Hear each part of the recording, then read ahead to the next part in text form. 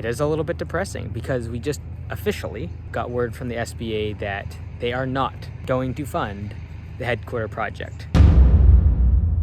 Not gonna lie though, it is a little bit of a punch in the gut. We had a lot riding on that, and yeah, I don't know.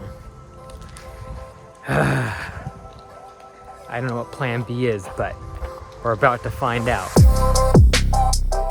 A couple days ago, I'd mentioned the possibility as a plan B to the financing of the headquarters as taking all the equity out of my properties and paying for the headquarters that way instead of getting an SBA loan. Here's the problem. Those are all investment properties. They're not my primary residence. And it's very difficult to get a home equity line of credit on an investment property. Now, I could refinance them in order to get all that equity out, but I don't want to because all of those, I got locked in rates of like 3 and 4%, and now those are 5 and 6%. So my payment every month would literally go up like 20% on the original principal simply because I'm refinancing at a much higher rate. So it'd be stupid, honestly, to do that at this point. So I gotta figure it out, because like there's multiple ways to skin this cat, right? Like you go really, really creative and try to do some sort of a fund with the audience, and open it up to all of you and say, hey, look, like you're gonna buy a piece of this, or you're gonna get interest, some sort of interest rate back on, and make it kind of like an investment. I don't have a clue. That'd be like really creative. I don't really want to do that. Opens me up to risk outside of just financial, and I don't like to do that.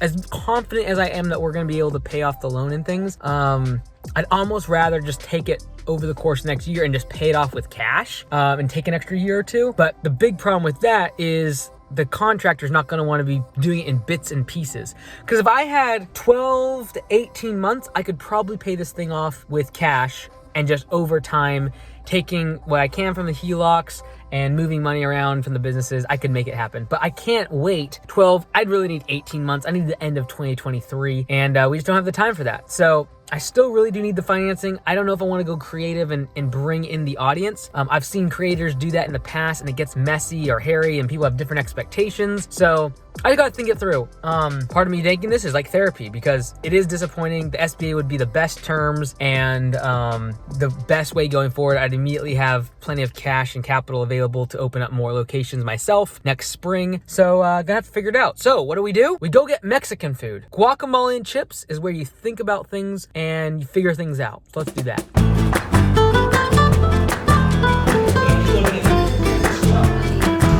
Oh, by the way, today, Amazon purchased a little company called Roomba for $1.7 billion. Roomba makes those robotic vacuums for your house. And I've said it for years, when it comes to robotic mowers, it's not about Steel or Honda or Husqvarna you need to be worried about, or any local competitor that's trying these things out. It's gonna be Amazon, Home Depot, or Lowe's, or the likes of them that is gonna come in and be able to lose billions of dollars, but they'll do it for one thing, and that is data. The reason they're buying Roomba, because now they get the size, the layout of your house, go all sorts of data about what's going on inside your house, and they'll be able to sell it to you better. Just wait till outside. Now they got a trackable device that could actually serve as a place to put packages from Amazon inside of and keep them secure. Wouldn't it be cool if your Prime membership could include not only free shipping, but a free Roomba and a free robotic mower? That makes a lot of sense. Think about how much money they would save just on the fact that so many packages are stolen off the front door of people's house. If they can turn that mower that's trackable into a security device and convince customers that they can put on some tracking and video cameras and motion sensors and sound detectors on that device, just you wait for robotic mowers to come along then. It's pretty late at night, but back there on that whiteboard, I kind of sketched out a plan so that in the event that we do get no loans on the HQ, I will be able to sell some of my real estate, specifically several units that I have quite a bit of equity in, have owned for a long time, so I'd only have short-term capital gains, all that good stuff. I do have a plan where we can make it work. I don't want to do that because selling that real estate is gonna unlock a lot of taxes, but we gotta do what we gotta do. And if we have to sell some real estate, we'll sell some real estate, baby, because Augusta Nation is going to go forward.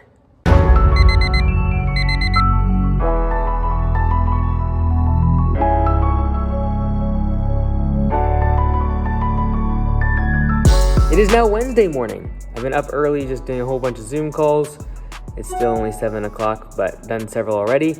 Really cool update. Fall door hangers, flyers, postcards, and yard signs. All brand new versions of them now available on lawncaremedia.com. If you're already a member there's no extra cost. Version 2 is just gonna be a freebie for you for the fall cleanups. But if you don't, you can go sign up there, buy any of those things for fall cleanups. So leaf cleanups, all that good stuff. Check it out.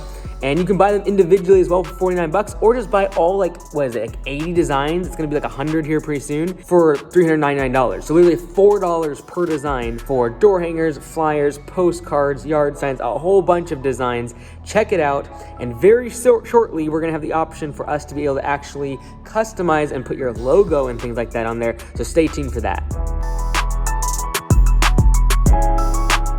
So last night, I was having a strategy session with myself, very exciting. And I was thinking about, when we look at a franchise, the reason that a franchise is born is because you can scale it much quicker using other people's capital and management. If I had to go start my own locations, I'd probably be at 15 or 20 right now max, and it'd be very, very cash intensive because I'm buying trucks and equipment. Whereas with franchising, you should be able to scale it much faster and get 100, 200 locations in a year very easily because other capital is being brought into the institution as well as people managing it with an owner's mindset. So you don't have to have as much management and top of the funnel bureaucracy. And so here's the question. Why can't Augusta Nation in the next week get 100 more locations? It's impossible right now because we have this constraint of command center. And that is, as we get more locations, we have to scale up infrastructure, the amount of people, the amount of training, the amount of teams and organization and management and software. It's a lot. And it doesn't scale. Like, I can't get 100 people tomorrow. And that's a flaw because ultimately the goal needs to be where I can literally get 200 locations in a couple weeks. And the system, everything just works just fine. With Command Center, that does not work because you'd have to literally, if you got 200 locations, you'd have to go hire 100 people. You'd have to train them all up. You'd have to have management for all of them. That would take months. And so here's the thing. This is what I was thinking about. And I'm running it by a lead and might have some more discussions about it. And that is, like, in a couple years, maybe what we'll do is when someone joins Augusta Nation, it really puts them into the queue or the waiting list for Command Center. So it's like, hey, look, if you want to join, you can join now and then wait a year to be able to be part of Command Center, or you can join, get started, get your first few customers, maybe get an employee or two, and then get Command Center when you really start to want to scale up.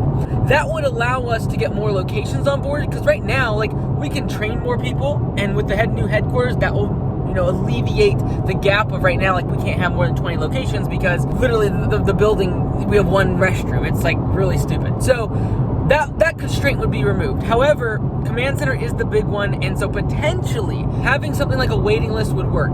Because right now, this winter, we're having 5 training sessions, and we're having a maximum of 50 new locations getting started, which is fine. Like, we're gonna get 50 new locations from now to next spring, and we'll get them trained up, and we'll be able to put them right into Command Center. But that is really tough because having the waiting list would allow us to have a gauge of what demand is at Command Center. So if it slows down, we'd be able to bring more people on from the waiting list. If it's really, really, really busy, like during the spring rush, we would not onboard anyone from the waiting list. So something we're working on. It's very, very difficult Command Center because spring rush is compounded in terms of how much work they have to do, but then it drops off dramatically after that because once a customer gets set up on service, their estimate's completed, they get their first bill, and they kind of get through those first couple hiccups. Well, there's not much for Command Center to do. So we have a massive seasonality wave at Command Center, and it's also challenging because at the exact same time is usually when we're onboarding 40, 50 locations in that first spring. So just thinking about it, I know these kind of videos don't do super well in the vlog, but this deeper type of strategy, what I'm thinking about, is really valuable, I think, for some people, and just to see how I'm thinking about it for your own business and removing the bottlenecks inside the company.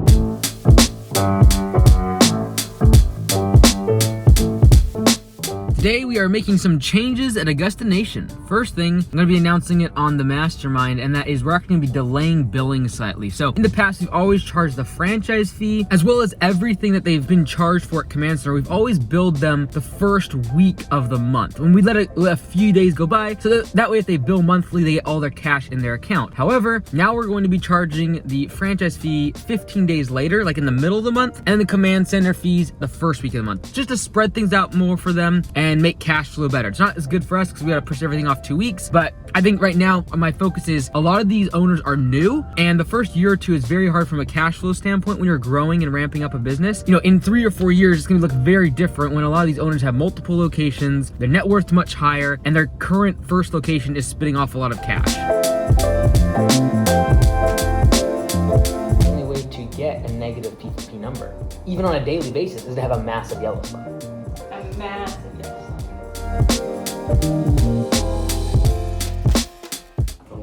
That would be sick. It's just a crazy idea I had. I was like, dude, what if we did that? That'd be insane. So I'm testing it out right now. Okay, I'm gonna see what happens. Dude. So you've started. Huh? So you've started? Yeah, I bought the URL. You know how I am with Of course. Mike finds another URL. I was just talking to one of the owners at Augusta Nation, and one of the unlocks he said in his first and second year of business was getting budget hours accurate. Because if you do that, it unlocks so many different things in the business. Obviously, you're more profitable because you have accurate profitability when it comes to budgeting labor. Also, though, it comes with scheduling is better because you're able to accurately predict how long jobs are going to take. And then furthermore, you're able to furthermore, this just emphasizes the importance of focusing on close ratio when you're first getting started, so you actually get the reps in and get more jobs on the schedule to be able to test your budget hour thesis and get more accurate on those. The only way to get more accurate in budget hours is getting reps in. So that's why I only care about the close ratio when you're first getting started. We are making one of our monthly one-click estimate emails. We have 2 different banners. Do you like banner number 1? Banner number 2, comment below. Alright, brother, we'll see you. See you tomorrow. It is the one up for tomorrow. Can you watch? Yeah. It's like my favorite part of the day. Really? Yeah, I'm not joking. My favorite part of the day is watching the next day's video. Is watching what lies he conjures up Oh by yeah. splitting stuff together. Are you serious? It's literally my favorite You're part serious? of the day. How's it going? Are you serious? I know when The you thing is, leave, he I know let- I can look at. He let them in for an interview. I used to go out and tell them, we don't have anybody that's late, I'm sorry. 9:30 interview, showing up at 9:32. They're not gonna get no interview. I don't even do the interview. No, yeah. And if they rode the bus, it's really hard for them. They have to No, if they ride the bus, we're a little bit more lenient. We are, because they don't have the control over it. Poor Lonnie, she had to go out and say, I would say, I don't even want to talk to him, and she'd go out and But yeah, no, send them away. usually it was when they drive it. Cut it up. Seriously? Are you serious? He's like, Yeah, it was I don't two think different- it I was two different said people. that. That was great. Oh man. Have a good night. Hey, thank you. See you, brother.